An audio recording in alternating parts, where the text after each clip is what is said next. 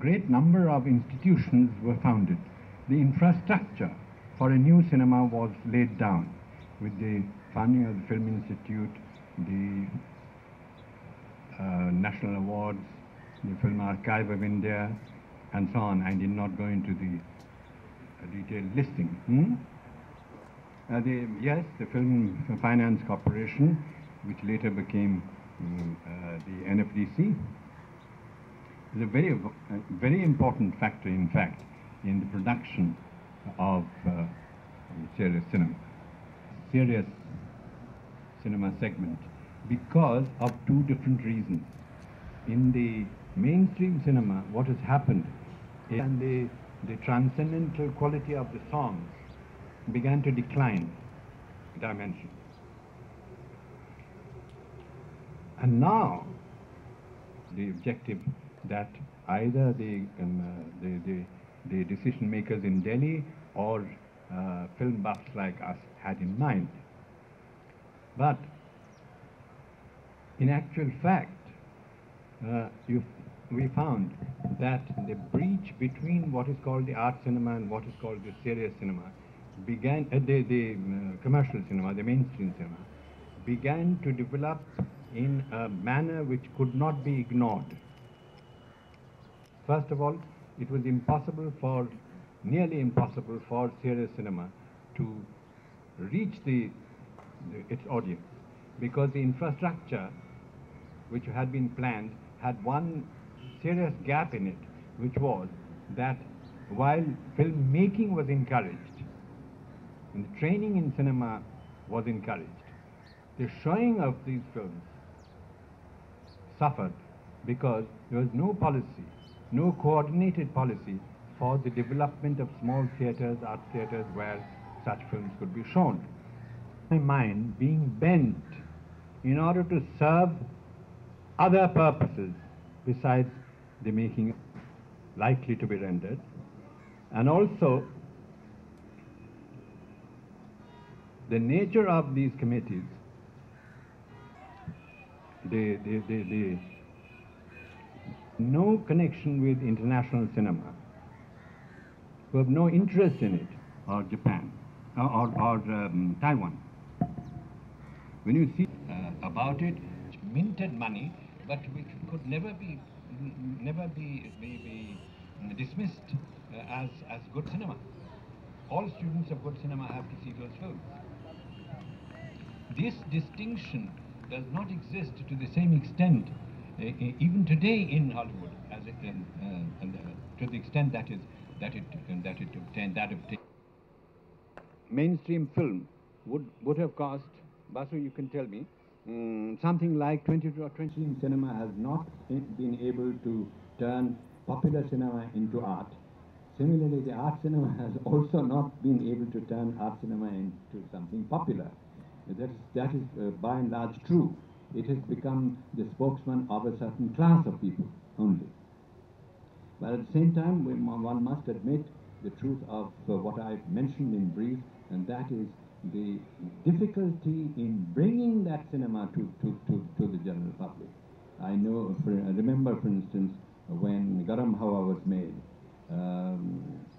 there was an unacknowledged, unofficial, but very effective ban against it within the film industry, that it should not be allowed to be shown. I know that very powerful people within the exhibition industry, distribution setup, said that anybody who shows this film will not be given the big blockbuster. In Shatranj Ki Khilari, the same thing happened. And they said, let Satyajit Ray sit in his citadel and get his awards from abroad. We will not allow his film to be shown in the cinema houses in Bombay.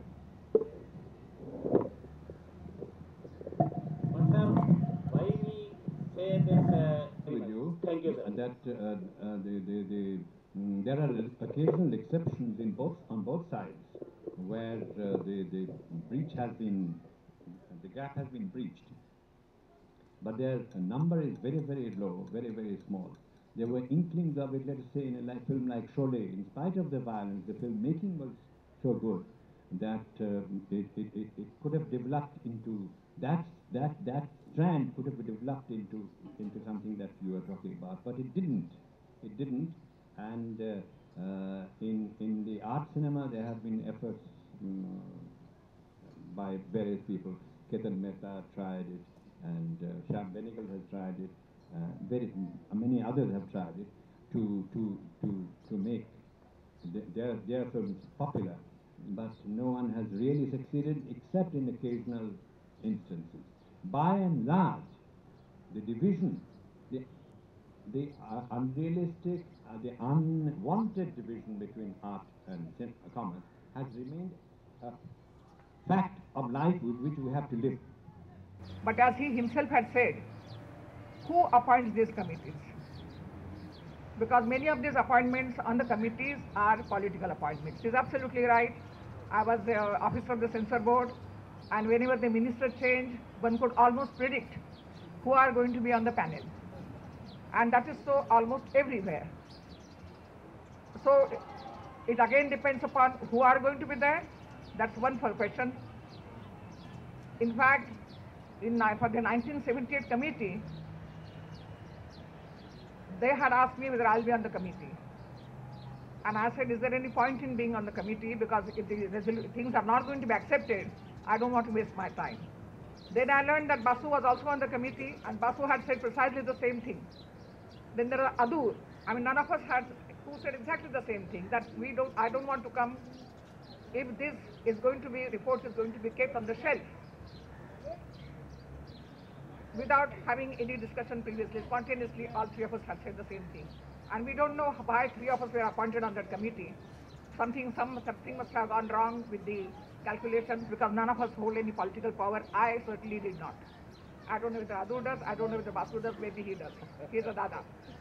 So, in any case, at that point of time, Mr. Vikram Singh, who has now left the ministry and has entered the cinema makers tribe, was the deputy secretary.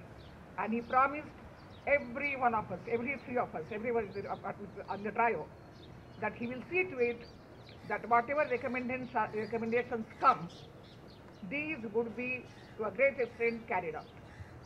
On that condition, all three of us participated in that committee. We spent a lot of our time, we spent a lot of the country's money, we went around, and to the best of our ability and intelligence and understanding, we made recommendations. Vikram himself was very forthright, and he immediately made a list of what can be done immediately. Do you know what the government did? The major recommendations, I think our major recommendations are of three kinds. One is the question of industry, because today cinema is the biggest, the number one, Indian cinema is number one in number of films. And we had recommended that the film should be treated as an industry, so that they can get loans, they can do all kinds of things. We asked for very liberalization, so far as the industry was concerned, equipment was concerned. We also made another recommendation, because while the mainstream is going on, there should be room for newcomers to come, show their talent, make different kind of films, innovative films. Even if they were not getting any money, there should be room for experimentation. And we said, please set up a Chalachitra Academy. Because if you consider film as one of the art forms, you are having Sangeet Natak Academy, you are having Sahitya Academy. Why can't you have Lalit Academy? Why can't you have a Chalachitra Academy, which will look after the festivals, which will look after the small productions which will be done by the newcomers? And all this was, and we also asked for decentralization and creation of theatres, because we thought that decentralization at various levels would definitely make the bureaucratic framework much more acceptable, much more workable, and number of theatres would provide outlet for a whole lot of people to come in. None of these big recommendations, major recommendations, have been accepted. We were told that we have set up an NFTC, and that NFTC is going to take care of the Chalachitra Academy. We kept on insisting on that point. What happens? Last year when at Calcutta, when I made this point that none of these programs have been supported, Mr. Ravi Gupta turned around and said, this is the mandate that we have got, that we have to earn your own money. How can we how can we give any kind of loan which is not going to be recovered? With the result that the new talent doesn't get anything. You look at the number of people who are being funded by the NFTC. They are all established filmmakers. There is no room for experimentation. There is no room for newcomers. Documentaries are in the same shape. Now, when this is the condition, the point arises, is there any point in having a third inquiry committee? Are we again going to waste the money? There is certainly a need, not only because of what Chitu has said, but because high technology is coming in the way. Our end of work till they are forced to do it. So the high technology, I've attended a Toronto Film Festival and they had a seminar called At Warp Speed, and they shoot, and another one, and they shoot and we compose. Tremendous facilities are available today. Digital facilities are available today for making work of the artists, work of the filmmakers easy. These are going to come to India, and if they are going to come to India, certainly there is a need at the end of the century to take a stock. But I think we'll have to raise our voice, we'll have to make our film study movement strong, and we'll have to have film study circles and other people who say, we don't want this kind of cinema, we want different kind of cinema, we want something to come in. Unless that movement is stronger, nothing is going to happen. This is my experience, and as I told Sudhir Nangaonkar, I did not want to speak because I am now 74. Whatever I want to say, all these years I have already said it, and there is nothing new for me to say. So, thank you very much. Those who can contribute towards the third committee's recommendation. And saying this, I will now request Sri Gautam Kaul. So in the committee there should be recommendation, at least a state or central government should take care, not these all cinema houses in Roxy, you know, it was the best cinema house, is going to become, so where we will have the cinema houses for even art or commercial films. If the committee is formed, we should have all sorts of members from the film industry, not from the bureaucrats. Actually, bureaucrats appoint their own relatives or friends or ex-politicians who are boycotted by the public. These all ex-politicians know nothing regarding the film, and they give their own suggestions. Even in the censor board, you will find out the members who have got no knowledge of a single frame. They are the members of the censor board. This is a politics, I agree. But question is this, that why you are, the question is, they are suggesting in the third committee, there should be some protection of the cinema houses. So why you are not allowing, I am just putting a suggestion. It is not a, you this is my suggestion, what do you mean? Thank you very much. I just want regulation that were there. Cinema was treated like a brothel. It will not be anywhere near school. It will not be anywhere near temple. It will not be anywhere near the holy place, the river bank and that kind of thing. And we said, which century are we living in? I mean, are we treating cinema as a kind of prostitution house or brothel? What are we doing? This is the condition. Then they didn't want it to have it in a commercial complex. Everywhere in the world, in a commercial complex, there is a small theater which works quite well. The fire hazards have been taken away, the nitrate film is gone, but we still hold on to those regulations. So what can you do? You just have to keep on shouting. I think we all should develop extremely good vocal cords, and every time something happens, we should keep on shouting. You are talking about people not knowing. The other day, when I was talking to the man from the films division, he told me that we had one of the very high officers of the Ministry of Information, and we said our film division doesn't have a good recording theatre. Re-recording theatre, we need one more theatre. The officer turned around and said, oh, you are getting 4 Nagaras, why are you worried? I mean, is 4 Nagaras the answer to a re-recording theatre? And this is the extent of the knowledge of these people. They have no idea about the re-recording theatre. They have no idea that 4 Nagaras are not going to work. What can you do with these Johnnies? And every time you start it, I mean, this was my experience. I have been in the government for a long time. Every time a new education secretary came, every time a new information secretary came, we all of us had to start Punaschahari Om, start training them. Tell them, start telling them what is cinema, what is parallel cinema, what is theatre, what is sound equipment. By the time they start getting something to know about it, they are transferred as police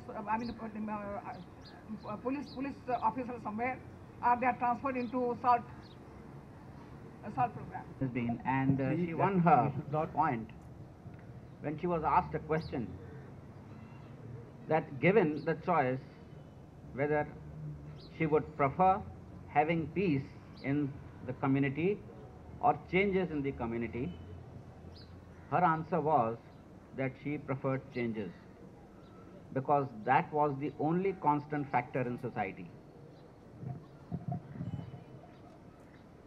Change is something that we also welcome, and today just now I propose to take an overview of the changes that have come in the past in the Indian film industry in this century, because it is another change that we are seeking to take care of the situation which we feel the Indian film industry and the media, Indian media, is going to face in the coming century.